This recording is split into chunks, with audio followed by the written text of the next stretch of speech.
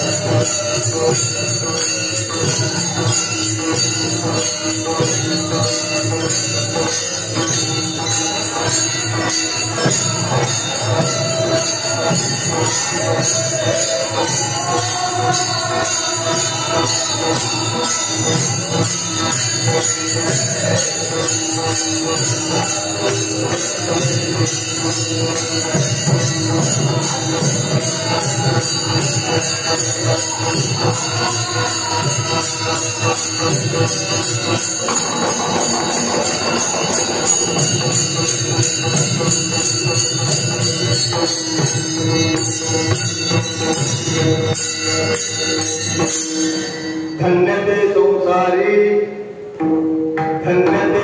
संसारी दयावंत जे अंतरी येथे उपकारासाठी आले गरजा वैकुंठी लटिके वचन नाही देही उदासीन येथे उपकारासाठी आले गरजा वैकुंठी मधुरावारी उठी मधुरावारी उठी तुका मरे वाव पोटी येथे उपकारासाठी आले गरजा वैकुंठी विठ्ठल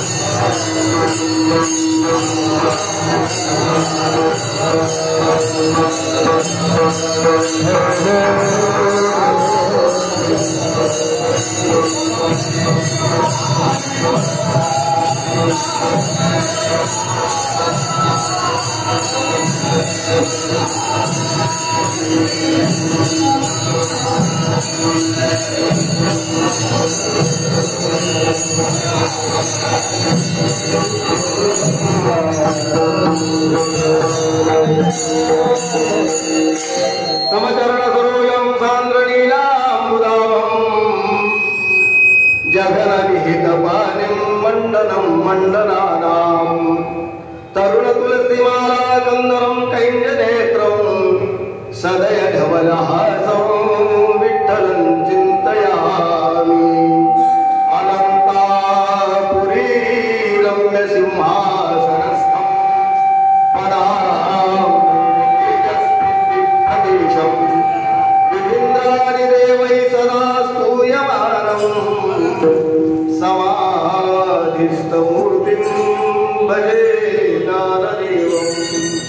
नमो सद्गुरु तुकया ज्ञानदीपा नमो सद्गुरु सच्चिदानंद रूपा नमो सद्गुरु भक्त कल्याण मूर्ते नमो सद्गुरु भास्करा पूर्ण कीर्ति मनोयमं मातुल्यवेगं जितेन्द्रियं बुद्धिमतां वरिष्ठं मातात्मजं वानरयुद्धमुख्यं श्रीरामदूतं शरणं प्रपद्ये पाण्डुरङ्गकरो प्रधान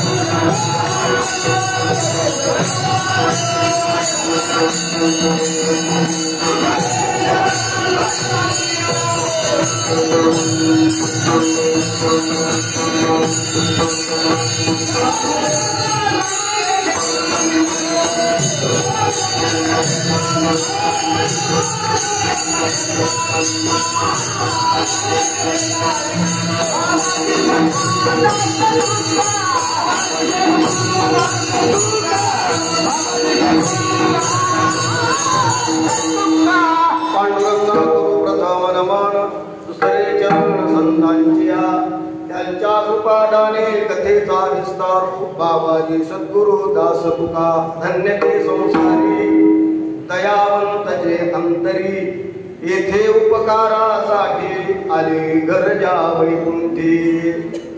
प्रस्तुत प्रसंगी शैवकीर्ता निवडलेला अभंग देहूचे वैराग्यनिष्ठ साधू जगद्गुरु तुकोबाराय यांचा हा 4 चरणाचा अभंग असून संतांचं महात्म्य या अभंगाद्वारे प्रतिपादित केलेला आहे. विठ्ठल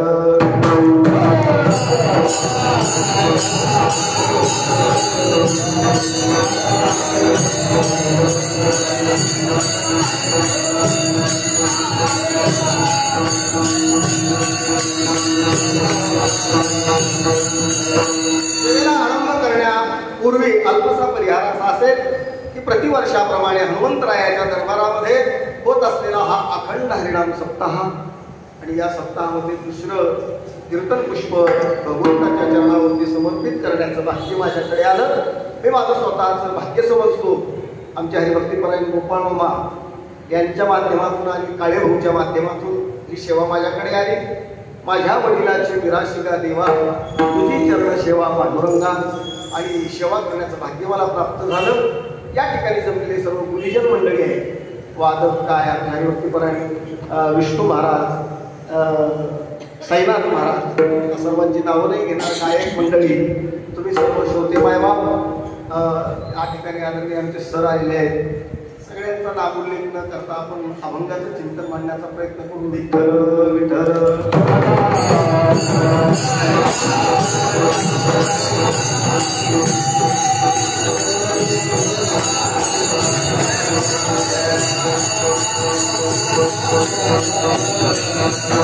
नरदेहाला प्राप्त झाल्यानंतर मनुष्याने काय केलं पाहिजे आणि काय नाही केलं पाहिजे, आपण थोडंसं संतांच्या जीवनाकडे बघावं आणि त्या मार्गाने आपलं जीवन व्यतीत करण्याचा प्रयत्न करावा. याचसाठी संत महात्मे या भूतलावरती अवतरले जातात. हा नरदेह जो आपल्याला प्राप्त झाला, कुणी नाही प्राप्त झाला, अनेक सायासानी अनेक जन्माच्या यातना भोगत दुरोनी आलो मी गा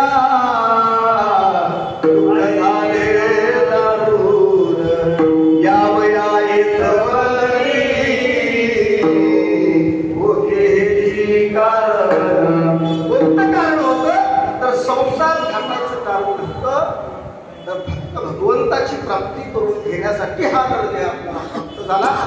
किती सायास करावे लागतात आणि किती प्रयास करावे लागतात. किती जन्म लक्ष 84 फेरे फिरताना घोंगडे अनंत जर्जर झाले.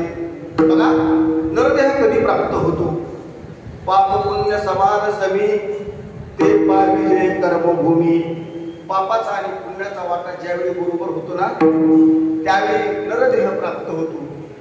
पुण्यात्मक पुण्य स्वर्गा जाईल, पापात्मक पापे नरका जाईल. पुण्य अधिक झालं तर स्वर्गवास मिळतो, पाप जास्त झालं तर अधोगती मिळते. आणि पापाचा आणि पुण्याचा ज्यावेळी समसमान हिस्सा होतो त्यावेळी आपल्याला हा नरदेह प्राप्त होतो. हा झाला, नरदेह प्राप्त झाला. तुम्हाला आम्हालाही जीव आहे, पशु पक्ष्यांना किड्या मुंग्यांना सुद्धा जीव आहे. पण आपण कधी विचार नाही केला की आहार निद्रा भयमैथुनंच सामान्यमेतत् पशुभिर्नराणाम् आहार निद्रा भयमैथुन सर्व योनिसी समसमान परी मनुष्य देहीचे ज्ञान अधिक दान पांडवा. त्यामध्ये आणि आपल्यामध्ये काय फरक आहे? फक्त एकच आहे, आहार प्रत्येकाला लागतो, निद्रा प्रत्येकाला लागते, भय प्रत्येकाला वाटतं आणि प्रजनन सगळेच करत असतात. पण मनुष्य देहीचे ज्ञान आहे अधिक जाणपाडा. मनुष्य देहामध्ये ज्ञान नावाची जी गोष्ट आहे ती भगवंतानी ओतप्रोत भरली आणि तो ज्ञान संपादन करून किंवा आपल्याला जी बुद्धी दिली देवाने, ते बुद्धीचं वैभव अन्य ठिकाणी न वापरता त्या बुद्धीचा वापर कुठे केला? बुद्धीचे वैभव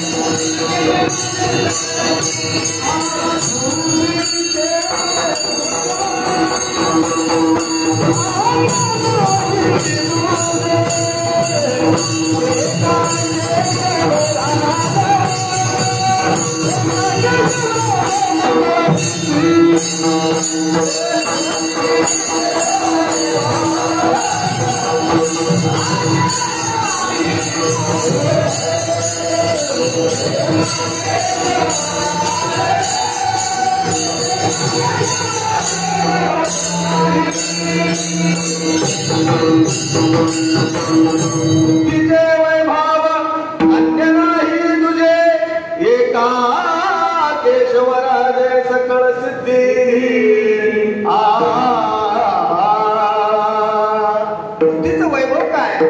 बुद्धीच्या वैभवावरती आपला संसाराचं शिखर आपण गाठायचं आणि संसारामध्ये अहोरात्र या जीवाला धडपड करून आपण संसाराचं शिखर गाठण्याचा प्रयत्न करतो. पण नक्कीच विचार करा दादा, हा देह उसना अनिला पाचाचा शेकी ज्याचे त्याला देण्याचे नाही.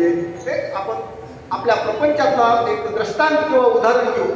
आपल्याकडे एखादी वस्तू उपलब्ध नाही आणि त्या वस्तूची आपल्याला गरज आहे आणि ती वस्तू आपल्या एका मित्राकडून आली. आता थोडक्यामध्ये आपण आपल्याकडे फवारा नाही विक्री करू आणि फवारण्यासाठी फवारा, तो फवारा तसा टहाळ्यात ठेवला तर चालेल का?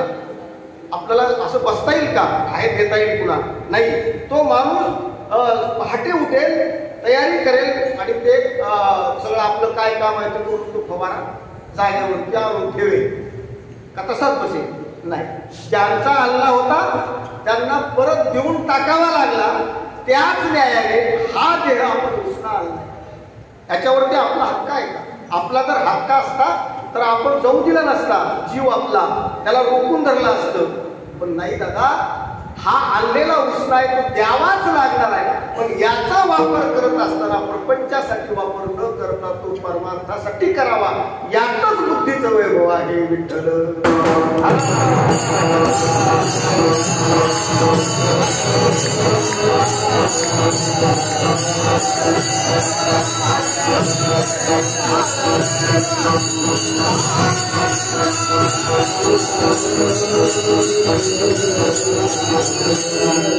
एक प्रकार असा झाला, एक आंधळा गंगेच्या काठावरती भजन करत होता आणि भजन करत असताना मोठ्या मोठ्याने रामकृष्ण हरी रामकृष्ण हरी रामकृष्ण हरी म्हणून टाळ्या वाजवत नाचत होता, तल्लीन झालेला होता भजनामध्ये. पण प्रकार असा झाला की त्याच्या टाळीमध्ये सापडला कावळा आणि कावळा सापडल्यानंतर तो कावळा हातात नाचू लागला. प्रधानमंत्रीचा फेरफटका त्या गंगेच्या तीरावर जात असताना पाहिलं की दोन्ही डोळ्याने आंधळा आहे आणि दोन्ही डोळ्याने आंधळा असून त्यांनी कावळा धरला. ही बातमी आपण राज्य सरकारला द्यायला आणि ते राज्य सरकारकडे पळत गेला आणि महाराज नवल झालं. काय नवल झालं? काय नाही म्हणे, का आंधळ्याने कावळा पकडला टाळीमध्ये. काय कमाल आहे, दोन्ही डोळ्याने भीत आंधळा पण त्यांनी कावळा धरला. राजाला कौतुक वाटलं. राजाने प्रधानजीला सांगितलं, जा त्या आंधळ्याला घेऊन आपण त्याचा सन्मान करू, त्याचा सत्कार करू. आणि त्याला बोलावून घेतलं आणि राज दरबारामध्ये त्याला सोन्याच्या मोहरा देऊन सन्मानित केलं आणि त्याला सांगितलं आज तुला ही 100 मोहरा दिल्यात. आता उद्याच्या जर तो दुसरा कावळा जर करून आला नसता तर तुला 200 मोहरा दिल्या जातील. आपल्याला आनंद वाटला. अरे अन्नाची मरमर आपल्या घरी चिमणी ओढून गेली तर तिला टाकण्यासाठी कर नाही पण 100 मोहरा सोन्याच्या. मला पहाटे उठून टाळ्या वाजवायला सुरू करतो. मला आता देवाची चाळे आळवावे देवा नाही आता त्या मोहराच्या चाळे आळवावे देवा असा विषय झाला.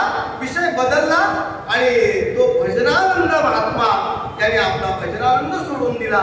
निष्काम भक्ती ज्या ठिकाणी होती ते निष्काम भक्तीचा त्याग करून सकाम भक्तीच्या मार्गाला लागला आणि सकामता अंतःकरणात पुराशी धरून तो पहाटे 4 वाजल्यापासून सूर्यास्त होईपर्यंत जोरजोऱ्याने मोठमोठ्याने टाळ्या वाजवत नाचत होता. दादा एकही कावळा त्याला सापडला नाही. माझा दृष्टांत संपला.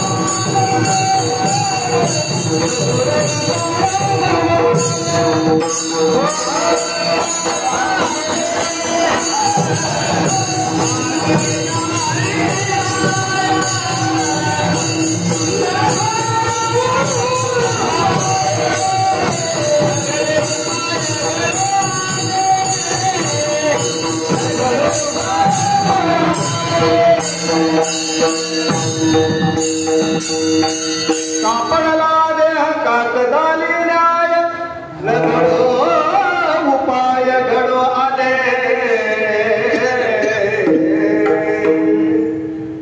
हा आंधळ्याच्या टाळीत जसा कावळा सापडावा त्या न्यायाने आपल्याला हा नरदेह प्राप्त झाला.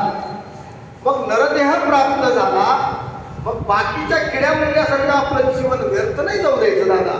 त्याला कारणी लावायचे. याची देही घडे देवाचे भजन आणि काही ज्ञान नाही कोठे.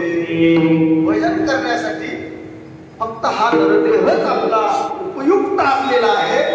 सांगा या ठिकाणी जर एखादा पुत्र जर आला तर आपण त्याला थांबू देऊ का? त्याला समजा कीर्तनामध्ये जाऊन बसावं असं वाटलं तो प्रांजळ भावनेने या ठिकाणी आला त्याला कोणी बसू दे नाही. त्याला लगे लगे हातात काठी घेऊन त्याला हाकललं जाईल कारण त्याचं काम नाहीये.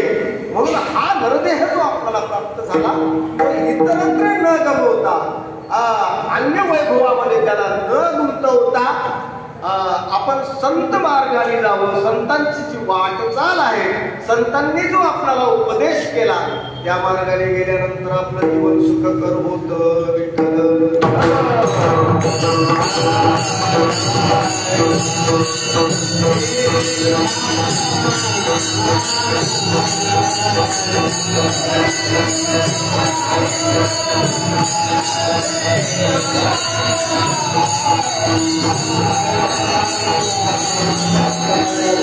कधीतरी एकांतात बसून आपण विचार करावा की हा एवढा सुंदर नरदेह भगवंताने आपल्याला दिला, याच्या मोबदल्यात आपण देवाला काही दिलं का? आपण काही देतो का? सांगा. आपण घरामध्ये लाईट वापरतो, 1 महिना झाल्याबरोबर सर त्याचं बिल येते म्हणजे येतेच.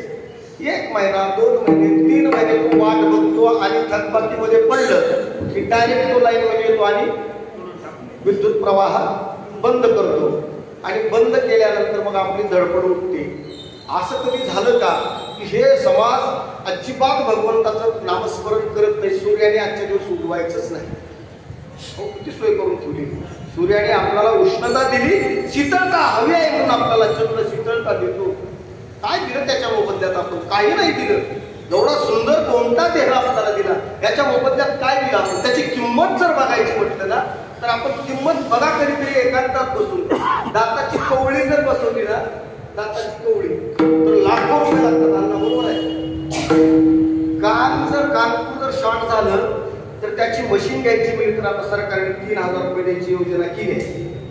बरं असो, एखादी किडनी फेल झाली तर लाखो रुपये त्या किडनीच्या मोबदल्यात भरावे लागतात. लिव्हर डॅमेज झालं तर लाखो रुपये त्याला द्यावे लागतात. पण एवढा अख्खाची अख्खा नरदेह आपल्याला भगवंताने दिला, त्याच्या मोबदल्यात काय द्यायचे? काही आपल्याला मागितलं का? तुमच्या उत्पन्नात काही द्या मला भगवंताने? नाही. काही नलगे भावाची तुका म्हणे भाव द्या आणि भावनेतून नामस्मरण करा. तुमचं कल्याण त्यात आहे, तुमचाच उद्धार होणार आहे. भगवंताचं काय घेणं? अरे आपण आता बसल्यानंतर महाराज लोक म्हणतात बरा कुंडली वरदान विठ्ठल किंवा ज्ञानेश्वर महाराज की जय. अरे तुमच्या जय म्हणण्याने त्याचा जय आणि तुमचा पराजय म्हणण्याने त्याचा काय पराजय होतो का? सांगा. त्याच्या दारामध्ये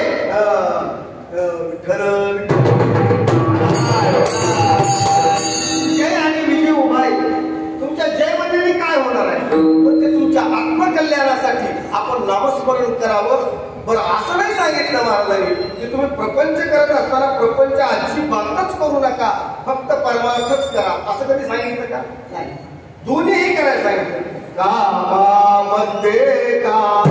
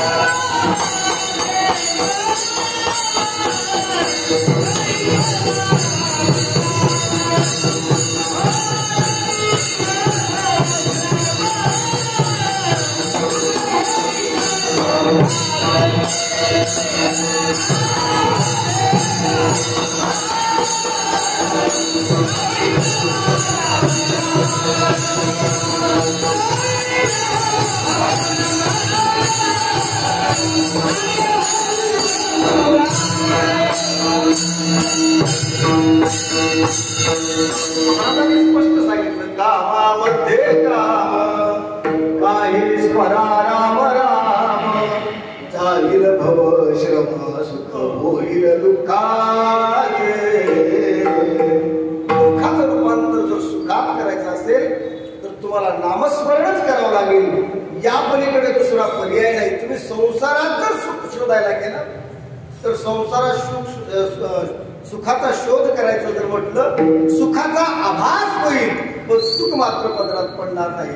सुख पाहता जवा वाढे दुःख पर्वता येवढे.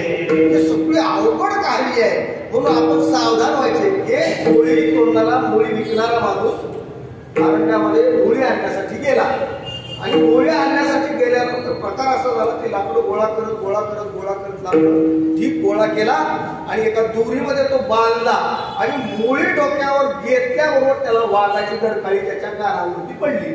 वाघाची डरकाळी कानावरती पडल्याबरोबर तो भयभीत झाला आणि तो जाग्यावरच थांबला.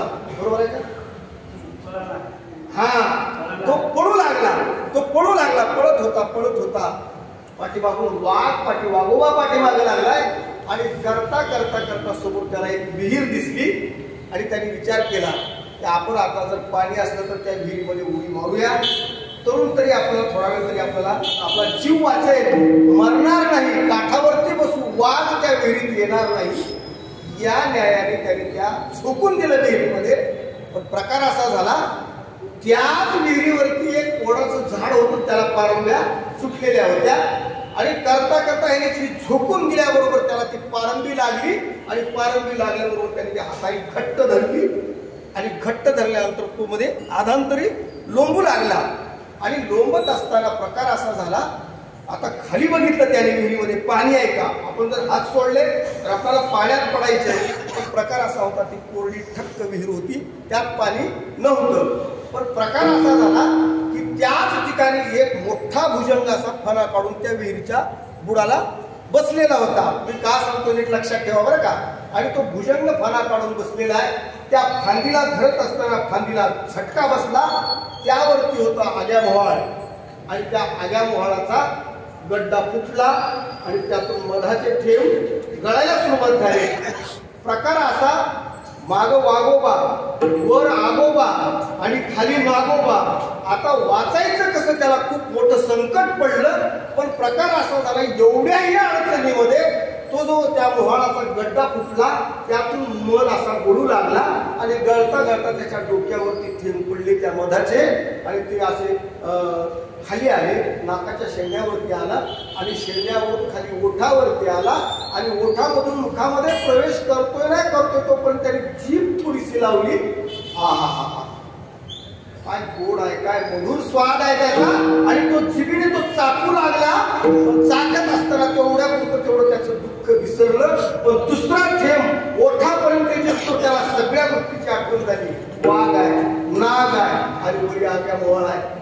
त्याचं सुख कायमस्वरूपी टिकलं का दादा? त्याचं सुख चिरकाळ टिकणारं होतं का? नाही. म्हणून आपल्या संसाराची सुद्धा अशीच अवस्था आहे, अशीच अवस्था. सर्व सुखाची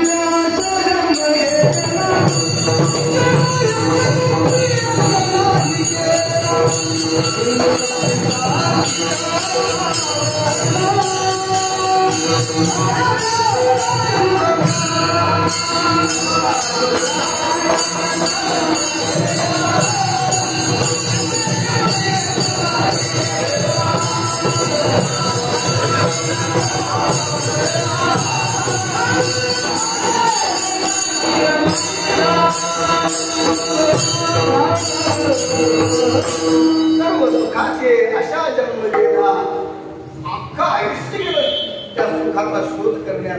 पण आपला मार्ग चुकला. पंढरपूरला जायचे आणि नागपूरच्या गाडीमध्ये बसल्यानंतर पंढरपूर सापडणार नाही. पंढरीच्या क्षेत्राकडे जाणारी गाडी घालावी लागेल, तेव्हाच आपल्याला पंढरी क्षेत्र सापडेल, अन्यथा सापडणार नाही. एक प्रमाण सांगितलं तुकोबारायने महाराज, तुका म्हणे तैशा दिसतील नाही आणि विसाचे परी आम्हा पुढे. आपल्या संसारातला जो विषय चाललाय ना, कसा विषय चाललाय थोडक्यात आपल्या समोर ठेवतो. रिस म्हणजे अस्वल, आणि ते अस्वल माणसाला जर चौताळून जर आलं तर ते अस्वल काय करते तुम्हाला सांगतो. ते अस्वल दुसरं काहीच करत नाही, चापटा मारत नाही, ओरबडत नाही किंवा चावत नाही, काहीच नाही. त्याची फक्त माणसाला मारण्याची पद्धत फक्त गुदगुल्या करते. अशा गुदगुल्या करूनच हसत प्राण गमवावा लागतो. माझा दृष्टांत संपला, जगद्गुरु तुकोबारायचं प्रमाण आहे. आता आपण जे आपल्या संसारामध्ये जे सगळं चाललंय ना, ह्या गुदगुल्या आहेत. नातू, पंतू, हे वैभव, बंगला, गाडी, हे सगळं जे ऐश्वर्य आहे ना ते फक्त गुदगुल्या आहेत आपल्याला. त्या गुदगुल्या करीत करीत कधी आपला देह गेला, जीव आपण कधी गमावला याचा पत्ता लागणार नाही. याच्यासाठी काय करायचे? सावध होऊन भजनी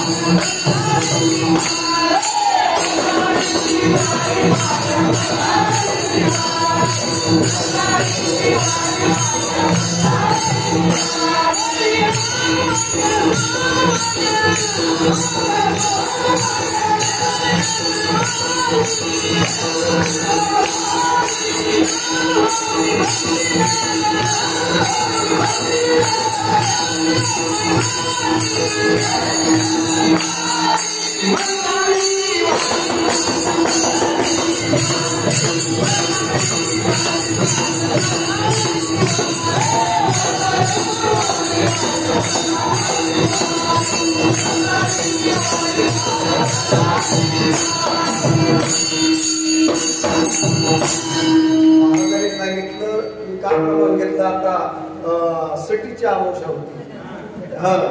सावध होऊन भजनी लागा देव करा कैवारी मल्हारीची वारी माझ्या मल्हारीची वारी. आपल्याला काय सांगितलं? सावध व्हा आणि सावध होऊन प्रपंच थाटण्यापेक्षा भगवंताचं नामस्मरण करा. ही जर वेळ आपण गमवली तर पुन्हा आणखी आपल्याला जन्माला यायचे आणि पुन्हा मरायचे. पुनरपि जननम पुनरपि मरणम पुनरपि जननी जठरे शयनम यह संसारे खलु दुस्तारे कृपया वारे पाहि मुरारे. भज गोविंदम भज गोविंदम भज गोविंदम.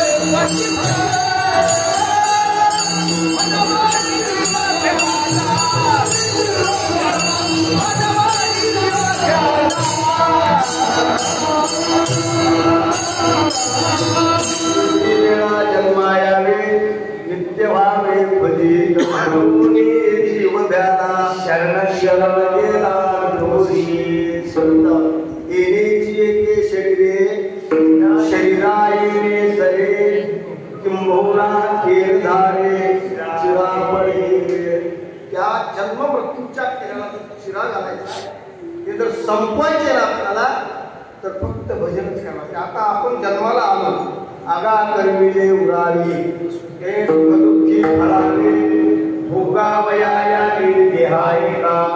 आता हे आपण जे सगळं थाट चाललाय ना आपला थाट नाही, आपण पूर्वीच्या जन्मात केलेल्या सर्वांचं किंवा संचित परतफेड करण्यासाठी हा आपल्याला मिळाला. उत्तम मध्यम कनिष्ठ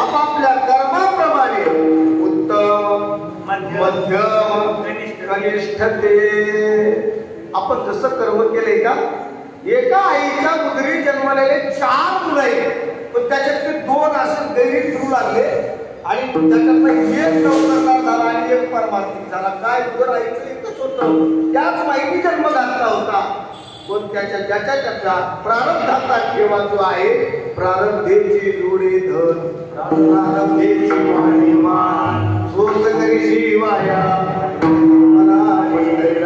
त्याच्याबद्दल खेद करायचा नाही फक्त आपल्या जन्म मृत्यूच्या फेऱ्यातून जर आपल्याला चुकायचं असेल त्यासाठी उत्तम असणारं साधन म्हणजे हा नरदेह आहे आणि या नरदेहाला आल्यानंतर आपण या जन्म मृत्यूच्या फेऱ्याला आपण पूर्ण घेऊ शकतो आणि धन्यता प्राप्त करून घेऊ शकतो यासाठी नरदेह आहे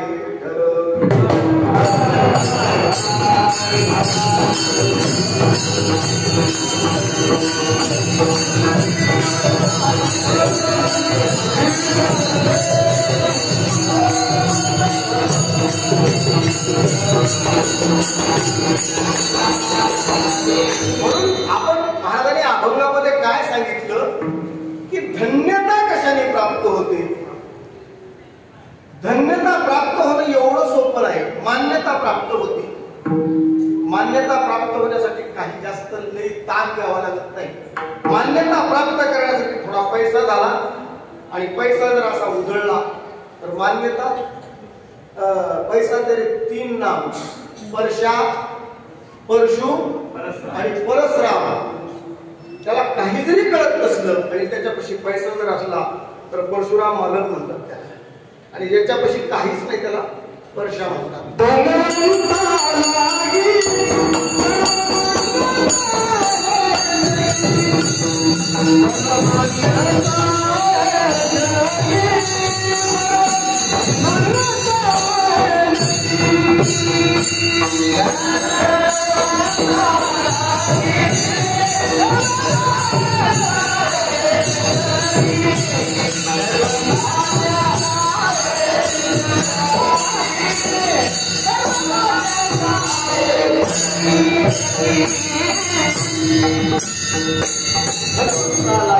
सर्व ही मान्यता व्यक्ती मान्यता प्राप्त होईल पण धन्यता प्राप्त होणार नाही धन्यता प्राप्त होण्यासाठी संतांच्या दिलेल्या अनुग्रहाचं पालन करावं लागेल संत वचनाचा अभ्यास करावा लागेल संत ज्या मार्गाने गेले त्या मार्गाने आपल्याला जावं लागेल तरच आपल्याला धन्यता प्राप्त होईल अन्यथा धन्यता प्राप्त होणार नाही आलेली मान्यता किती दिवस टिकते आलेली मान्यता चिरकाळ न टिकता ते आधांतरी सोडून जाते पण मिळालेली धन्यता चंद्र सूर्य आहे तोपर्यंत आपली धन्यता कायम स्वरूपी राहते जगद्गुरु तुकोबरायांचा विषय घ्या ज्ञानोबरायांचा विषय घ्या नाथबाबांचा विषय घ्या त्यांनी काय केलं नाथबाबांना प्रपंच नव्हता का जहागीरदार होते नाथबाबा पण जहागीरदार असताना सुद्धा प्रपंचही केला आणि परमार्थही केला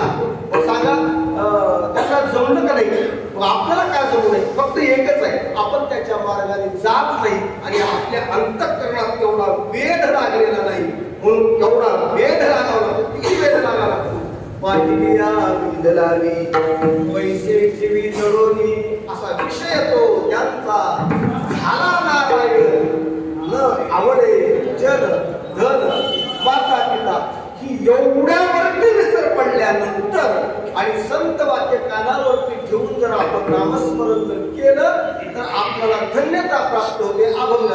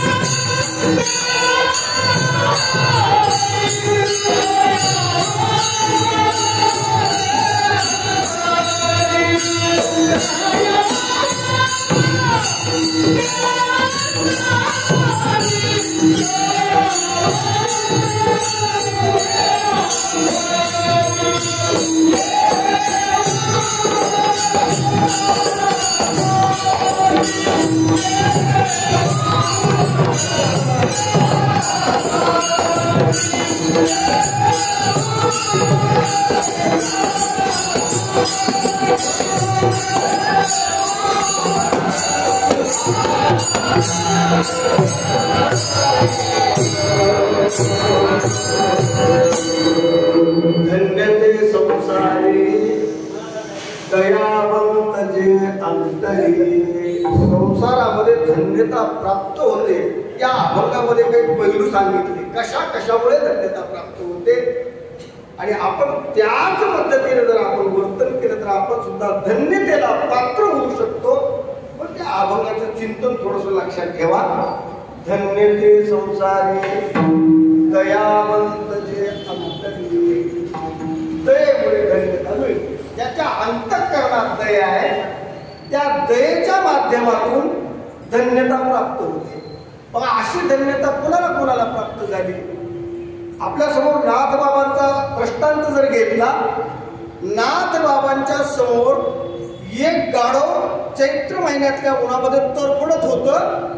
त्याला पाण्याची आवश्यकता होती आणि त्या पाण्याच्या पिण्याच्या माध्यमातून तडफड करू लागलेले ते गाढव नाथ महाराजांनी काशीची भागीरथी गंगा आणली होती आणि नाथ बाबांनी बघितलं की हा जीव पाण्यावाचून तडफडतोय, हा आपल्या देहाला प्राणाला मुक्तोय. तर मग आपण या पवित्र तीर्थ किंवा पवित्र जल म्हणून आपण जर याला नाही पाजलं तर आपलं साधुत्व खरं नाही, आपले धन्यत्व खरं नाही. नाथ बाबांनी न विचार करता आणलेली गंगा त्या गाढवाच्या मुखामध्ये घातली की दया असावी लागते. मग दया आपणही करतो. महाराज आम्ही काही दया करत नाही का, आमच्याकडे काही दया नाही का? हो, तुमच्याकडे सुद्धा दया आहे, आमच्याकडे दया आहे. पण तुमच्या आमच्या दयेमध्ये आणि संत महात्म्यांच्या दयेमध्ये खूप मोठा फरक आहे महाराज. आपण काय करतो, आपल्याच लेकराला माझा बाळ्या म्हणतो. दुसऱ्याच्या लेकराला कधी एखाद्या खडवर घेतलं का, मांडीवर घेतलं का, त्याच्या डोक्यावर कधी हात फिरवला का? नाही. व्याधी तिचा कळवळा आणि का बाळावरी नाही. ज्या कळ घालून जन्म दिला ना त्या माईचा कळवळा दुसऱ्या लेकरावर नाही. दया करते आपल्या लेकराची पण दुसऱ्याची नाही.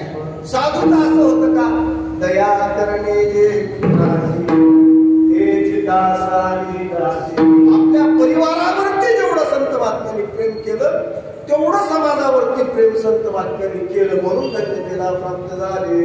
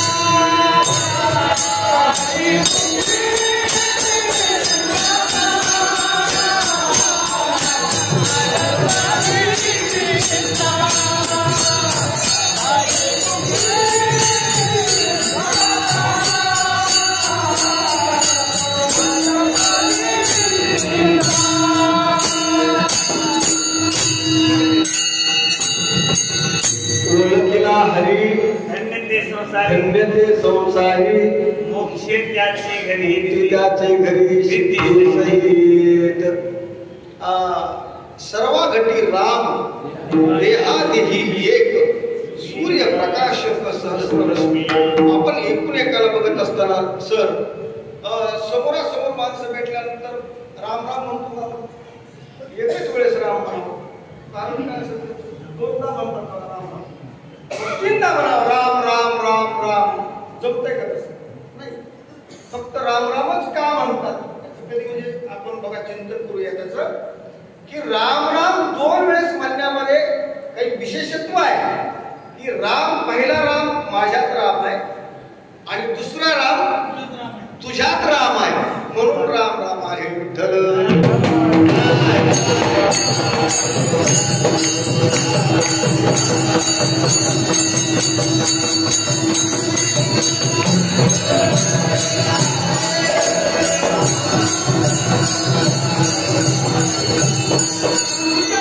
किती दया असते. विशेष सांगतो तुम्हाला, आपलं आयुष्य कोणी दान देईल का? आपलं आयुष्य कोणी दान देईल का? पण नाही. असं सुद्धा घडलं की विरोचन नावाचा राजा होता. तो राजा कोण? प्रल्हादाचा पुत्र विरोचन. आणि विरोचनाकडे एक माय रडत आली आणि रडू लागली मोठ्याने, महाराज, अहो महाराज, माझे पतिराज आता जात आहेत शेवटच्या घटका मोजतायत. महाराज बोल, माय तुला काय मदत करू? तुला काय हवंय? तुला काय पाहिजे सांग. तू जे मागशील ते मी तुला देईन.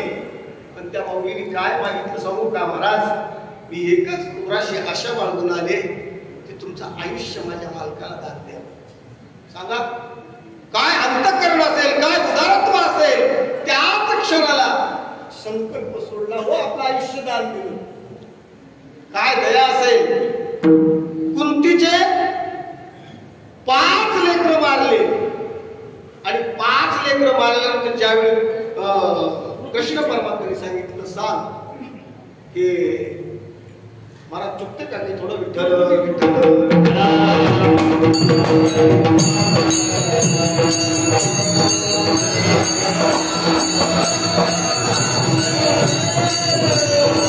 बरोबर आहे. आणि त्यावेळी सांगितलं काय करायचं सांग. तू जर आत्ता म्हणलीस तर त्या अश्वत्थाम्याला आत्ता मी मारून टाकेन, त्याचा शिरच्छेद करीन. सांग तुला काय हवं. त्यावेळी त्यांनी सांगितलं काहीच करायचं नाही. म्हणजे हे काहीच नाही, मला फक्त एकच मागायची तुम्हाला. माग म्हणे तुझी मागशील ती मी तुला देईन. काहीच नाही. प्रत्येक जीवाच्या अंतःकरणामध्ये मला बसण्यासाठी जागा द्या. आणि कशासाठी तुला? तर प्रत्येक जीवाचं दुःख घेण्यासाठी मी त्या शरीरामध्ये बसतो. करायचं काय मागणं असेल एवढं उदाहरण.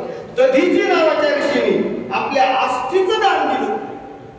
आस्थी हो जिवंत असलेले दधीची ऋषी सांगितलं, महाराज तुमच्या हाडाचा आम्हाला बाण करायचा आहे आणि त्या बाणाने आम्हाला आमच्या शत्रूला मारायचे. तुमची आस्थी पाहिजे. अहो काय मागण्याचं अंतःकरण असते. उगा धन्यतेला जीवन प्राप्त होत नाही. आपल्या आज्याचं नाव आपण सांगू शकू, आपल्या पंजाचं नाव आपण सांगू शकू, पण त्याच्या पलीकडली जर पिढी विचारायला गेलं तर सर आपल्याला नाही सांगता येत. दधीची ऋषीचं नाव कधी दधीची ऋषी होऊन गेले, आज आपण नाव घेतो. याचं कारण काय? त्यांचा संसार धन्य झाला, ते धन्यत्वाला प्राप्त झाले आणि अंगाला मीठ लावलं आणि गाईला चाटायला लावलं, मांस गळून गेलं आणि आपल्या अस्थी दान दिल्या. उदार अंतःकरण पाहिजे. आपल्या दारावर जर समजा माझ्यासारखा एखादा धष्टपुष्ट माणूस दुपारच्या टायमाला दारात उभा आहे आणि त्याने म्हटलं, माय मला भूक लागली हो, दादा मला भूक लागली हो, जेवायला द्या, काहीतरी दान धर्म करा. त्यावेळी आपण सहज चांगला झटका कट्टा दिसतोस ना, काम करण्यासारखं बोल, तुझ्या अंगात दिसतं का? भीक मागत फिरतोस हो पुढच्या दाराला. काय बिघडलं असतं? याला धन्य म्हणतात का ग्रस्त आश्रम? नित्य अतिथीचं पूजन झालं पाहिजे, ग्रहस्थाश्रमाची व्याख्या आहे. पण आपण नाही करत एवढं सुद्धा, म्हणून आपण त्या धन्यतेमध्ये आपल्यामध्ये खूप मोठं अंतर आहे. अहो सहज जर आपण एखादं दया जर केली तर त्याचं कितीतरी रूपाने देशी जन्मा देशी ऐसा असं भगवंत काय करतो, अगोदर घेतो आणि नंतर देतो. पण आपण द्यायलाच तयार आहे तर देऊ तुम्हाला कुठून देईल सांगा.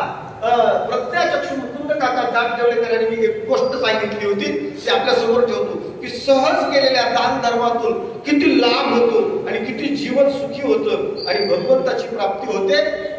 एका मुलीचा विवाह झाला आणि विवाह झाल्यानंतर ती मुलगी घरामध्ये नांदत असताना वावरत असताना सरळ सहज सहज म्हणून जायचं तिनं, तेवढ्याचं एवढं तर एवढ्याचं केवढं, तेवढ्याचं एवढं तर एवढ्याचं केवढं, सरळच म्हणायची. तिचा मूड फ्रेश झाला की तिने हे वाक्य उच्चारायचं. एकदा झालं, दोनदा झालं, 10 वेळेस झालं. शेवटी एक दिवशी सासूने तिच्या हाताला धरलं आणि हाताला धरल्यानंतर तिला विचारलं, बाई तुझं लग्न झाल्यापासून बघतोय, तू जर प्रसन्न झालीस ना तर प्रसन्न झाल्यानंतर तू म्हणतेस की तेवढ्याचं एवढं तर एवढ्याचं केवढं, काय नेमकं सांग बरं मला, त्याचं कारण काय सांग, ते सांगितल्याशिवाय मी आज तुला सोडणार नाही. हट्ट धरला, सासरीने हट्ट धरला, सासूने हट्ट धरला, नवऱ्याने हट्ट धरला आणि ती बाई बसली खाली आणि म्हणू लागली, काय हो बघा अशी एखाद्या वेळेस लहर लागली ना मला, लहर लागल्यानंतर माझा पूर्वीचा जन्म मला आठवतो आणि ती पूर्वीचा जन्म मला आठवला की हे उद्गार माझ्या मुखातून सहजरित्या निघून जातात. मग काय होतं तुझा पूर्वीचा जन्म सांग ना. त्यावेळी ती माय सांगू लागली की मी एका शेतकरी कुटुंबामध्ये सून म्हणून मी तिथं नांदायला गेले. माझे पतिराज शेतामध्ये आऊत हाणत होते, नांगर हाणत होते आणि आमचं शेत खूप दूर माळावरती होतं.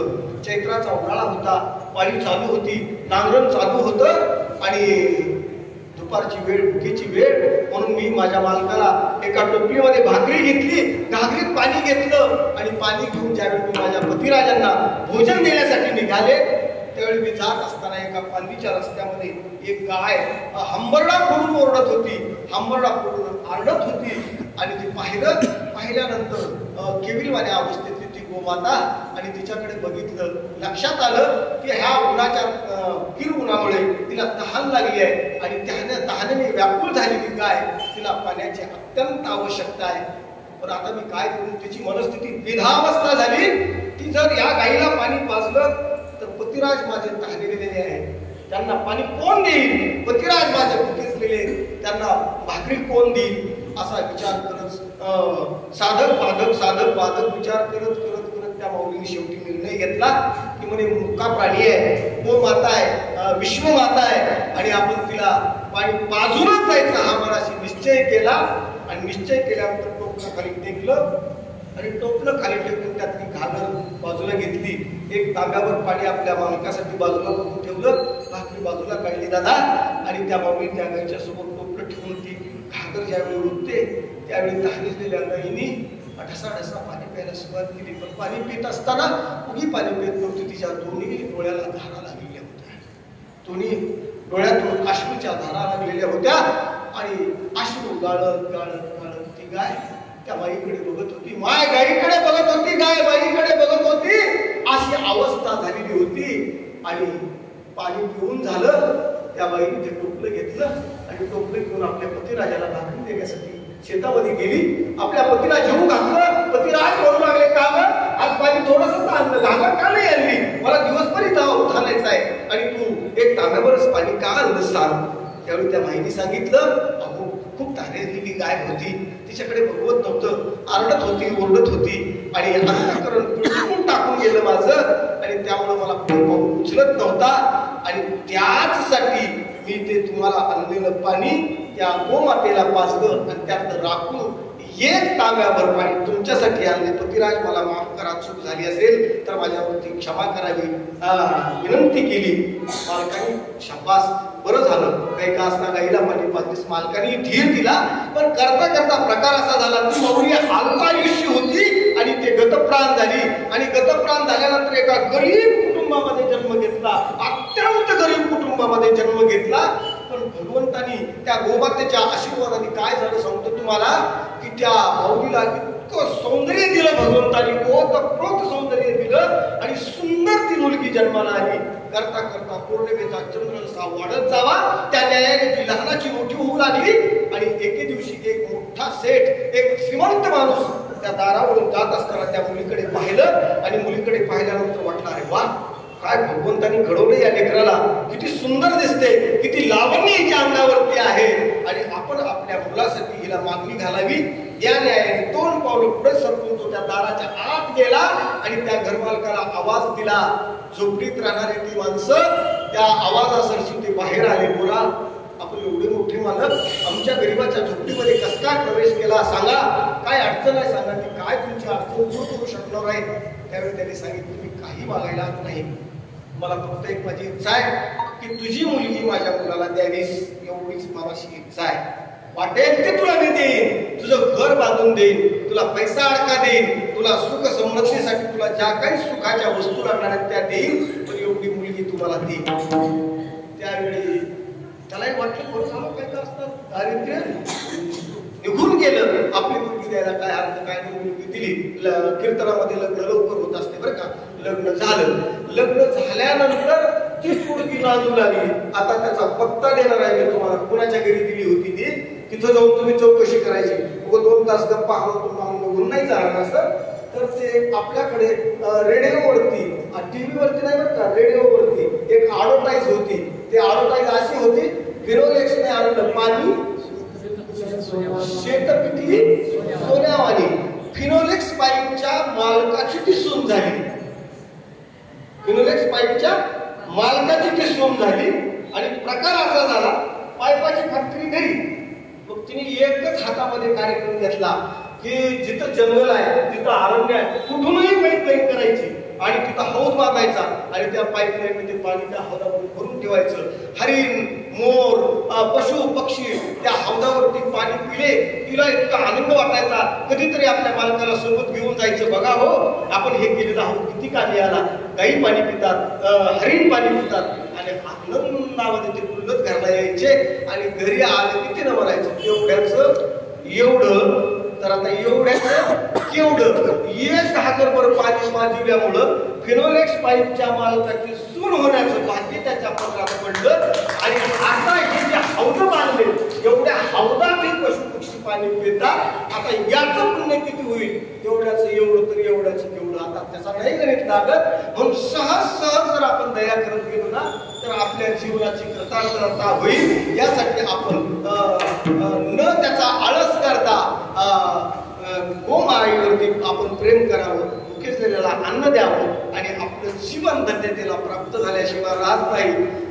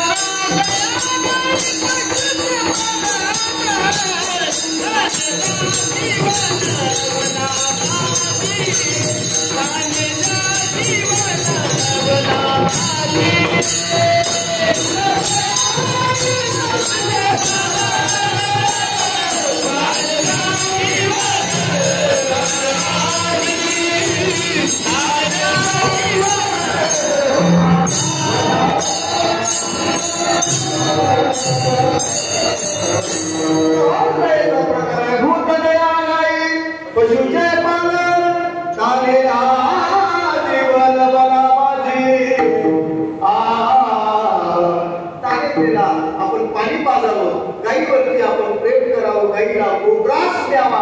गोग्रास देण्याचं काय पुण्य आहे. आता नाही सांगा, माझी वेळ संपत आली आहे. आता 9:45 वाजले, 8 ते 10चा वेळ आहे, बरोबर आहे. त्याच्यामुळे आता वेळेचं बंधन असल्यामुळं धन्यता प्राप्त होते कधी आपल्या असते. संपत्ती भरपूर आहे, संपत्ती असून दया नसेल तर त्या संपत्तीचा उपभोग हा कामाचा नाही. संपत्ती असावी आणि दया त्या ठिकाणी असावी, त्यावेळी त्याला शोभून दिसतं. एखाद्या लेखाने काय केलं, नुसतं एक सोन्याचा असा गोळा केला आणि तो गोळा सगळ्यात शोभेल नाही, शोभेल त्याचा अलंकारच करावा. किंवा एखादा सुंदर असा खडा मोती हिरा आपण आणला आणि त्याला गोंधळामध्ये नाही बसवला तर बरा दिसेल का? नाही. संपत्ती भरपूर आहे, पण संपत्ती भरपूर असून जर आपण तिचा वेळ सन्मान करण्यासाठी नाही केला तर शोभेल का? तुका मनेची धो जया घरी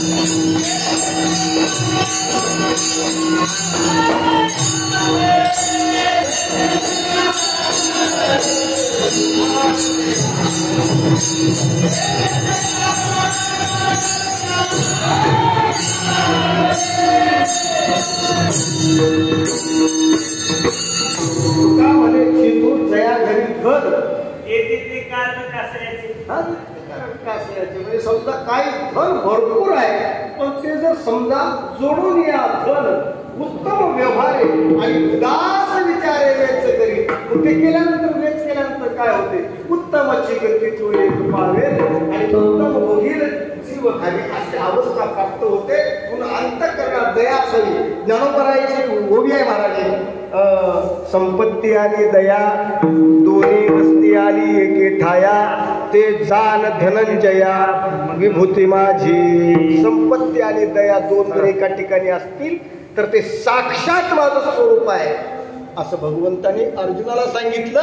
म्हणून आपली संपत्ती कितीही असो, जास्त असली मोठ्या हाताने खर्च करावा, कमी असली आकडत्या हाताने खर्च करावा. चला अमृतपूरच्या हनुमान मंदिरामध्ये सप्ताह आहे ना, चला आपल्याला घडतंय ते आपण इथं आणून द्या, यातच आपलं कल्याण आहे. नाहीतर बघा आपल्या मागं किती दवाखाने, किती अडचण्या, किती बेजारी करता करता करता करता बँकेत 5-5 युनिट दिल्या झाल्या, संसाराचं ओढता ओढता दिल्या झाल्या, पण नाही विचार केला म्हणजे दादा याच्यासाठी आपण सहजरित्या सरळ हाताने जर दया दान धर्म जर केलं तर आपल्या जीवनाचं कल्याण होतं. हेच सांगण्यासाठी संत महात्मे आपल्यामध्ये अवतीर्ण झाले. अभंगाचं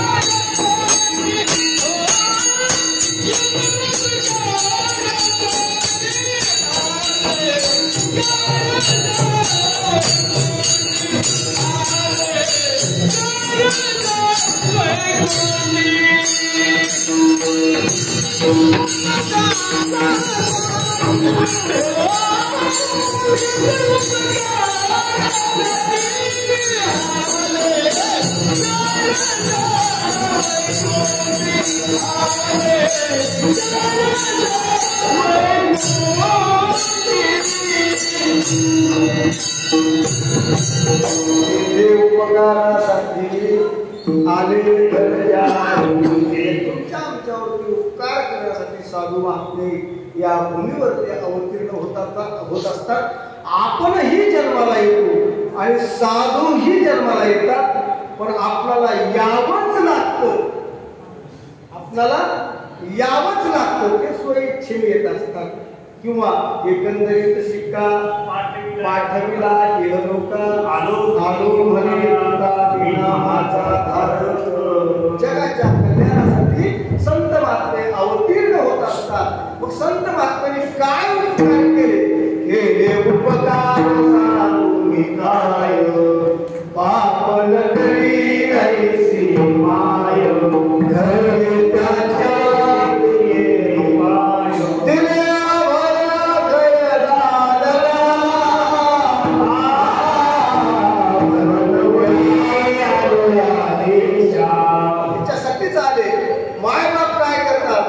माय बापे पिंड बाळीला पाया जन्म संत संगी. माय बाप काय करतात?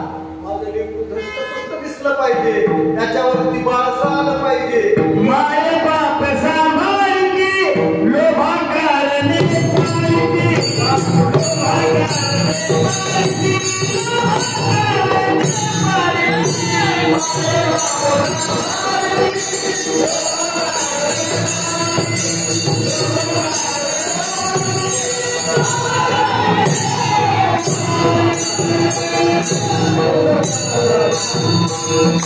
माय बापे सांभाळती लोभा कारणे पाळती. कारण काय? त्याचे फळ चाकायचे, तो मोठा झाला पाहिजे, त्याला एखादी नोकरी लागली पाहिजे, त्याचा एखादा धंदा चालला पाहिजे आणि आमचं मात्र पण सुखात गेलं पाहिजे. त्याच्या सुखामध्ये आपलं सुख दडलेलं असतं. मग ही फक्त माय बाप आहे. पण शेवटच्या प्रसंगाला यमाचे ज्यावेळी पाश त्याच्यावरती पडतील त्यावेळी बहीण भावाचा कळवळा हे तुझा नसिरे दयाळा अंती लागली यमशंकरा तेव्हा तुरी टाकले कोण सोडवते नाही मुखीत घालून या पोळ अशी जेव्हा लागली यमोड माधुरी राहिली अशी अवस्था आहे. मायबापाने किंवा बहीण भावाचा जो कळवळ आहे तो शेवटच्या टप्प्यापर्यंत पोहोचणार नाही. म्हणून संत काय करतात? आहितापासून काढीती ही नरेवती वाढविती नाही जगा परोती माऊली जगी हसणे.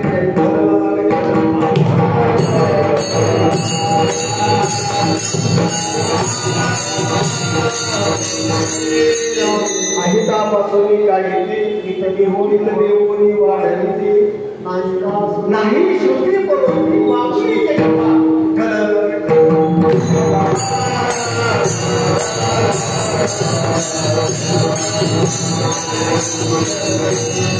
आपल्याला पाठिंबा भरपूर आहे बरं का महाराजांचे. महाराज बसलेले त्यांना पाहिलं नाही सुरुवातीला पितृतुल्य आहेत ते आणि चांगलं चिंतन आहे महाराजांचं. महाराज तुमच्या समोर सेवा करण्याचं मला भाग्य प्राप्त झालं, मी धन्य समजतो. म्हणून संत महात्मे काय करतात? अहितापासून काढीती आणि हित देवनी पाळली. हित काय? मग हित काय आपलं? हित ते करावे हित फक्त त्यातच आहे. देवाचं भजन करायचं याच्याशिवाय दुसरं हित नाही. हे सांगण्यासाठी जिथं चिंतामणीच्या सडका होत्या कामधेनूसारख्या गाईचं दूध पिण्यासाठी होतं असं वैकुंठवासी आम्ही वैकुंठवासी आलो याची कारणासी कोणी सात भागे वर्ताया. काहीच नाही, फक्त अज्ञान अंधकारामध्ये जो जीव बुडू लागला त्याला तारून नेण्यासाठी संत महात्म्यांचा अवतार आहे. म्हणून आपण सावध व्हावं आणि संतांच्या चरणावरती ज्यावेळी आपण लोटांगण घालू आणि लोटांगण घालून काय करू त्यांना फक्त एकच गुरु महाराज 12 वर्ष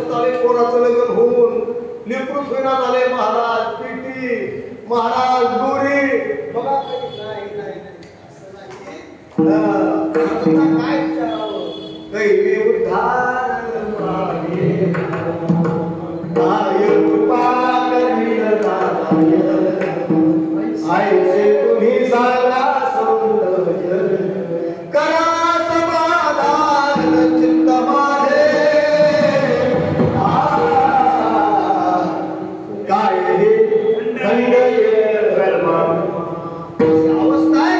संत महात्म्यांच्या चरणावरती नतमस्तक होऊन त्यांना विचारावं महाराज माझा उद्धार कशाने होईल दैवी उद्धार नाही माझ्यावरती भगवंत कधी कृपा करेल काय कृपा करील कल्यास बसा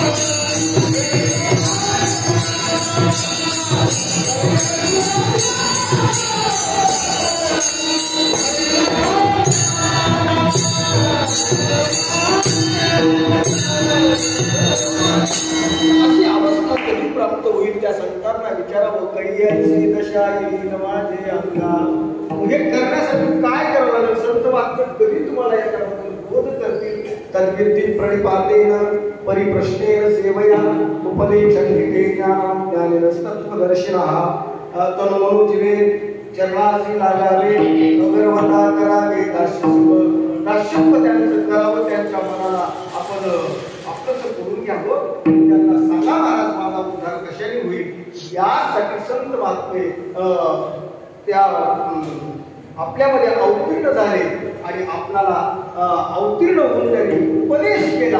उपदेश करत असताना या समाजाने त्यांच्यावरती किती छळ केला एवढा छळ केला असताना सुद्धा समाजाचा छळ सहन करून समाजाच्या उद्धाराचं कार्य त्यांनी सोडलं नाही. दारोपरायांचं जीवन बघा दारोपरायला पोटभर भाकरी खायला मिळाली नाही दारामध्ये विचार देही हाक मारली तर संन्यासाची पूर्ण दार बंद करून घ्यावी पोटाला मिळालं नाही. मायबाप लहान असताना सोडून गेले आणि समाजाने पोटाला भाकरी दिली नाही दादा तरी सुद्धा त्यांनी सोडलं नाही. समाजाच्या हिताचंच कार्य केलं. ज्ञानेश्वरी सारखा एवढा श्रेष्ठ ग्रंथ आपल्याला दिला. ज्ञानोपराय साक्षात ज्ञानेश्वरीच्या रूपात आपल्या समोर आहे. आपण आपल्या घरी ज्ञानेश्वरी आणावी एक तरी उभी अनुभवावी. ज्ञानदेव ज्ञानदेव म्हणता ज्ञानदेव देतो वासुदेवची होतो अखंड मदती देतो. तुम्ही म्हणाल आता आम्हाला ज्ञानोपराय कुठे भेटतील? नक्कीच ज्ञानेश्वरीच्या स्वरूपात भेटतील. जगद्गुरु तुकोबाराय कुठे भेटतील? नक्कीच गाथेच्या माध्यमातून भेटतील. शांती ब्रह्मनाथ महाराज कुठे भेटतील? नक्कीच भागवतात रामायणात आपल्याला नाथ बाबा भेटतील. त्याचं आपण चिंतन करावं. याचसाठी संत महात्मे या ठिकाणी अवतीर्ण होऊन समाजाचं कार्य केलं आणि आपल्या जीवनाला दिशा देण्यासाठी आपल्या जीवाचा न विचार करता समाजाला दिशा दाखवली. विठ्ठल विठ्ठल.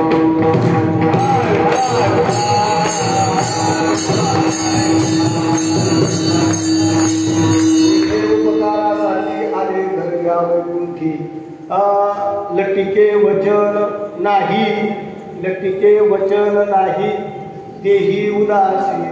साधकाची दशा उदास असावी, उपाधी नसावी अंतर्बाह्य. ते लटक आणि लबाड कधी बोलत नाही. मग आता त्यांच्यात आणि आपल्यात किती अंतर आहे आपण थोडस ओळखून घ्यावं की आपण पावला पावलाला प्रपंच करत असताना आपण लबाडीला उठतो.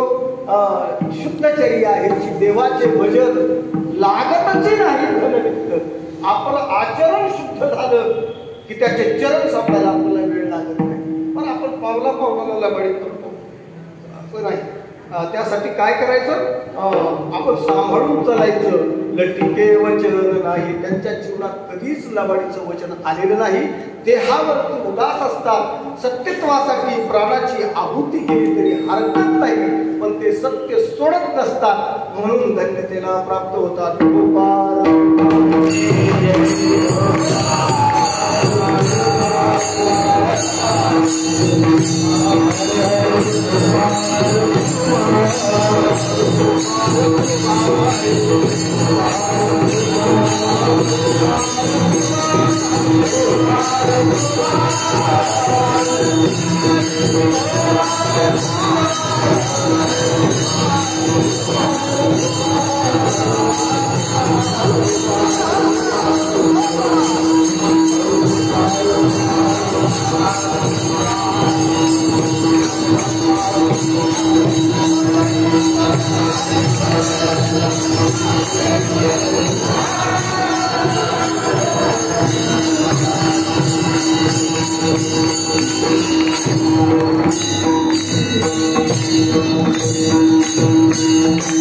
आणखी एक पैलू शेवटच्या चरणामध्ये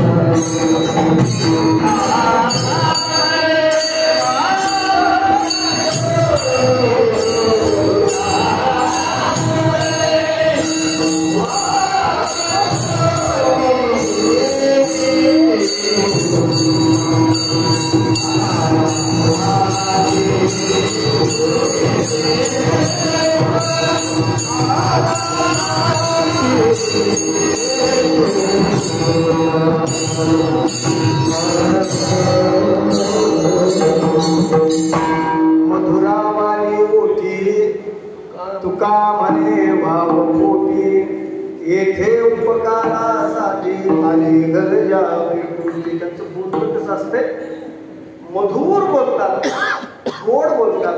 गोड बोलण्याच्या पाठीमागं काही त्यांना आपल्याकडून पाहिजे म्हणून आपल्याला गोड बोलून ते काही बसवतात का आपल्याला नाही. फक्त कसं आहे, खरोखराची ओळी आहे. साताने मवाळ मिथिले आणि साल शब्द जैसे कल्लोळ अमृताचे. अमृताचा कल्लोळ असावा या न्यायाने आणि मुखावाटी अमृत वचने. अमृत सत्य वचन उत्तीर्णत्व आहे नव्हे जन्मी अशी अवस्था त्यांची आहे. मधुर मधुर वचने शत्रुते मधुर मधुर वचने टुंदती मत्त हत्ती. मधुर वचनाने शत्रू मित्र होतात. अत्युष्ट बोलू लागतो. त्या माधुर्य इतका त्या वाणीचं याला मुखकमल म्हणतात. याला मुखकमल म्हणतात. पण आपण त्या मुखकमलाचं काय केलं आता नाही सांगणार, ते तेवढं खाली जाऊन बोलणार नाही. माझा अधिकार नाही तेवढा. फक्त राम भजन को दिया कमल मुख. राम भजन को दिया, भजन करण्यासाठी दिलं आणि गोड बोलण्यासाठी दिलं. मग आपण गोडही बोलत नाही आणि गोड बोललं तर त्याच्या पाठीमागे काहीतरी स्वार्थ असल्याशिवाय आपण गोड बोलत नाही. संतांच्या मध्ये आपल्यामध्ये एवढा फरक आहे. बरं, आता बोलत असताना शब्द प्रयोग जर चुकीचा झाला तर त्याचा परिणाम वाईट होतो आणि शब्द प्रयोग जर योग्य झाला तर त्याचा परिणाम योग्य होतो. एक दृष्टांत आपल्या समोर ठेवी. ग्रामीण भागातला दृष्टांत आहे. तुमचा ऐकायला जड लागेल तरी सुद्धा ऐका, तुमच्या माहितीस्तव सांगतो. काही मेंढपाळांनी मेंढ्या चालण्यासाठी सोडले. पण प्रकार असा झाला, त्याचे 2 ग्रुप झाले आणि एका ग्रुपकडे एक व्यक्ती तो मेंढ्या सांभाळू लागला आणि दुसऱ्या ग्रुपकडे दुसरा व्यक्ती मेंढ्या सांभाळू लागला. मेंढपाळ होते आणि करता करता एका शेतकऱ्याच्या धानामध्ये दोन्हीकडच्याही बाजूनी मेंढ्या पडल्या आणि ते धान खाऊ लागले. धान खात असताना अचानक मालक फेरफटका मारण्यासाठी आला होता. त्यांनी पाहिलं, अरे आपल्या वावरामध्ये सगळे मेंढर पडले कोणी आणि हे काय झोपली की काय. हातात काठी घेतली आणि हातात काठी घेऊन धावत पळत त्या मेंढपाळाच्या अंगावरती गेला आणि मेंढपाळाला अर्वाच्य शब्दामध्ये बोलू लागला. आणि बोलत असताना हातात ती काठी अशी उगारलेली होती आणि आता तो त्याला हाणणार काठी त्या मेंढपाळाला. इतक्यामध्ये त्या मेंढपाळाने हात जोडले आणि हात जोडून तो मेंढपाळ म्हणू लागला, मालक मालक चूक झाली आणि मला माफ करा. तुम्ही माझ्या वडिलांसारखे आहात आणि मला क्षमा असावी. असं म्हणल्यानंतर वडिलांसारखे आहेत म्हणल्यानंतर त्याचे हात मागे हात त्यांनी मागं घेतला. ठीक आहे म्हणजे हान बाहेर सर काढ लवकर. तिकडचं काढ लवकर ऐकत होता आणि त्यानं विचार केला, ह्याला काय म्हणलं. बापासारखे आहोत तुम्ही, एवढीवार माझ्यावर दया करा आणि मला क्षमा करा असं म्हटल्यावर सोडून दिले म्हणला ह्याला. आता आपणही तसंच त्याला म्हणून आपण काहीतरी विनंती करू आणि आपण याच्या सुटकेतून बाजूला होऊ. आणि मग तो धावत पळत तिकडल्या मेंढपाळाकडे तो काठी घेऊन गेला आणि काठी उगारली आणि त्याला बोलू लागला असं तसं. आणि बोलत असताना काठी हाणणार इतक्यात त्या व्यक्तीने हात जोडले. शरीराची क्रिया बरोबर केली, हात जोडले मालक आणि मला माफ करा, तुम्ही माईच्या नवऱ्यासारखे आहात. माईच्या नवऱ्यासारखे. आता बाप कोण असतो, माईचा नवराच असतो. त्यानं काय प्रयोग केला, फक्त टाकला माईच्या नवऱ्यासारखे. दादा तुम्हाला सांगतो, हळू हलणार होतं ते काट्यात सुरू घातल्या म्हणून मधुरावाणी मधुर बोलावं, गोड बोलावं. गोड बोलण्याने असाध्य ते साध्य होते. असं अंत करणं आणि असं बोलणं कोणाचं असतंय तर संतांचं असतं. चला पुढे. तुका म्हणे वाव, तुकाराम म्हणजे संत महात्म्याचा पोट किती मोठा असते म्हणते. वारकऱ्याला लय ढेरे असतात. वाव सवस लागतो ना. समाजाने केलेल्या टिंगलटवाळी पोटात घालावी लागते, समाजाने केलेला द्वेष पोटात घालावा लागतो, त्यासाठी अवकाश ठेवावा लागतो. तुका म्हणे वावृत्ती येथे उपकारासाठी आले घर जावई. बोलत असताना काही अपशब्द गेले असतील त्याबद्दल क्षमा असावी. वेळेचं बंधन लक्षात ठेवून आपण इथंच वृत्त घेऊन ज्ञानेश्वर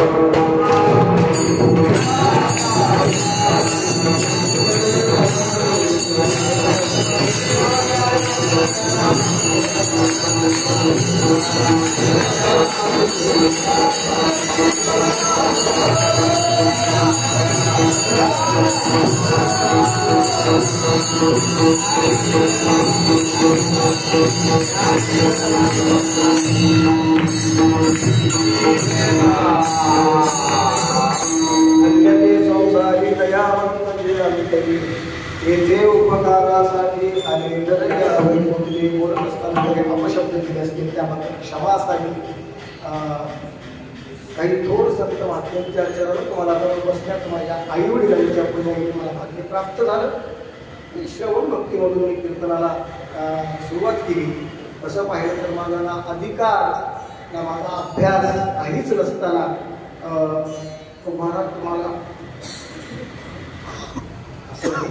भगवंताची सेवा म्हणून ते वापुष्प भगवंताच्या चरणावरती समर्पित करावं या उद्देशाने सेवा करतोय. साळून ती पंडित बोलत सेवा शिकविला ओढिले भाटाल धऱ्याचा हा माल इथे मी हमाल हारवाही. माझ्या माय बापांच्या चरणावरती साष्टांग दंडवत. यात जे काही बरोबर आहे ते आपल्याला शिकवून घ्यावं. त्या कीर्तनाच्या माध्यमातून जरी काही लक्षात नाही राहिलं तरी फक्त एक गोष्ट जाता जाता सांगून जातो. रात्रचं महाराज नेहमीच्या देठाला कळला गोष्ट म्हणू लागलं की संसार करत असताना नामस्मरण करा, नामस्मरण करा, नामस्मरण करा. अरे नामैव नामैव नामैव गतिरन्यथा. त्याच्याशिवाय पर्याय नाही. सुरुवातीला नाव असावं, मध्यामध्ये नाव असावं आणि शेवटला सुद्धा नाव असावं. राम राम म्हणता जावो माझा प्राण अशी अवस्था तयार करून घ्यावी. हे का करावं लागतं? कीर्तन भजन का ऐकावं लागतं? सप्ताह का करावे लागतात? या शिबिरामध्ये काय येऊन बसावं लागतं? याचं एकच कारण आहे माय. आपण घरामध्ये तुम्ही आता सगळ्या माई आहेत. दिवसातून आपण घर कितीदा झाडतो? 4 वेळेस तर बरोबर आहे का? 4 वेळेस तरी आपण घर झाडतो. प्रत्येक झाडण्याकडे कचरा निघतो का नाही महाराज? थोडा तरी कचरा निघतो प्रत्येक धान्यामध्ये. त्याच न्यायाने प्रत्येक कीर्तनात, प्रत्येक प्रवचनात, कथेमध्ये आपण येऊन बसावं. अंतःकरण जे मलिन झालेलं आहे ते मलिन अंतःकरण थोड्या थोड्याने स्वच्छ होईल आणि मग हृदयबंधी खाना केला अशी अवस्था प्राप्त होते. म्हणून आपण कायच असते नावच करून घेतल्यानं कसं काय होत असतं? तुम्ही म्हणाल त्या देवाला एवढं नावाची का हुशारकी, तर एवढं नाव घ्याच का म्हणावं असं वाटतंय की बरं त्या नावात काय पडले? ठीक आहे, त्या नावात काही पडलं नाही. तुझ्या नावावरची मिस्टेक माझ्या नावावर कर म्हणतोस होते. काय पडले त्या नावात? करते का कोणी? अहो किती भांडणं, किती मारामाऱ्या, पण असू द्या नावावर तर करणार नाही. आता तुम्ही आम्ही सगळे प्रापंचिक आहे. ही सगळी नावाची करिश्मा आहे. आपण जे एवढं बेजार जे उभा संसार कारण काय? भरलेल्या मंडपात आपल्या बायकोने आपलं नाव घेतलं आणि नाव घेतलं त्यावेळी आपल्याला आनंद झाला. छाती पुढे करून आपण उभा टाकू. त्या नावाचा परिणाम आयुष्य गमवेपर्यंत आपल्याला तिची सेवा करावी लागते. कारण काय? तिनं फक्त आपलं नाव घेतलंय म्हणून तिची सेवा करावी. मग ते नाव कसं घेऊ? 50 अधिक 50 बरोबर 100. आमच्या मालकाचं तोंड म्हणजे सडकेचं डांबर जरी म्हणलं असंच असते. चांदीच्या टपका, जिलबीचे तुकडे, लाडूचा घास घालते, थोबाड करी हे नावाची करिश्मा आहे. सांगा त्या नाशिवंत देहामध्ये आपल्या बायकोने आपलं नाव घेतलं तर आयुष्यभर तिचा आपण सांभाळ करतो. अरे तो जगनियंता परमात्मा आहे. वृक्षाचे हे पान आलेल्याची सर राहिली आता मग अरे तुझी या सत्तेने वेदाशी बोलणे, सूर्यासी चालणे, तुझी या सत्ते त्याच्या सत्तेने सगळं चालतंय. आपण झोपीमध्ये असताना रोज भगवंत आपल्या पाठीवरून हात फिरवून जातो तेव्हा आपण दुसऱ्या दिवशीचा सूर्य उदय बघत असतो. भगवंताने ज्या दिवशी आपल्या मस्तकावरला हात काढून घेतला त्या दिवशी आपण प्रेत रूपाने पडलेला असतो. म्हणून त्या भगवंताचे उपकार कधीच विसरायचे नाहीत. आता एवढं तुमच्या लक्षात आलं. लांबत जर गेलं तर भरपूर लागणार आहे. गुरुजन काळगेरे महाराज ऐकायला इकडं आमचे सर आहेत, सगळे शुद्ध श्रोते मंडळी आहेत. पण आता आपल्याला वेळेचं बंधन आहे आणि वेळेचं बंधन जर नाही राहिलं तर दुसऱ्या दिवशी चर्चा पुढे आलं तर त्याला कोण बोलेल? तर त्याला काय घड्याळ दिसत होती का नाही, त्याला काय वाचायला येत होतं का नाही, एवढं हे करून देण्यापेक्षा इथंच थांबतो. सगळ्यांनी एकदा तुको करायचं, भजन करा आणि तुकाराम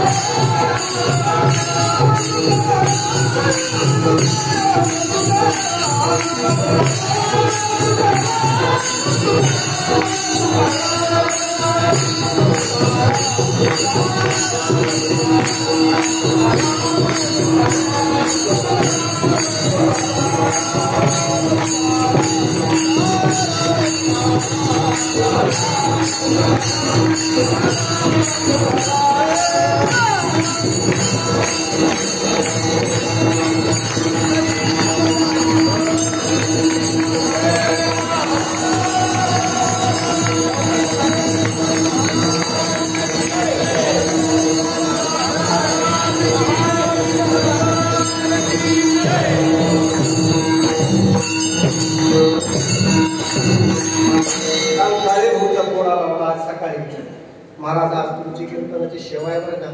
आणि माफ करा, मला थोडंसं दवाखान्याच्या अडचणीमुळे मी पुण्याला आहे आणि तुमचं तुम्ही जाऊन सेवा करा. माझा नमस्कार भाऊला सांगा. तसं पाहिलं तर भाऊने आणि मी समोरासमोर माझी काही भेट झालेली नाही. पाहिला असेल पण तेच भाऊ कोण मला माहीत नाही. तेव्हा भाऊला आपण सगळ्यांनी महाराजांनी नमस्कार सांगितला एवढं सांगावं. आणि आता शेवटची चालू होते का महाराज हरिभक्त साईनाथ महाराज यांना साथ करतील होईल महाराज मागे करतात.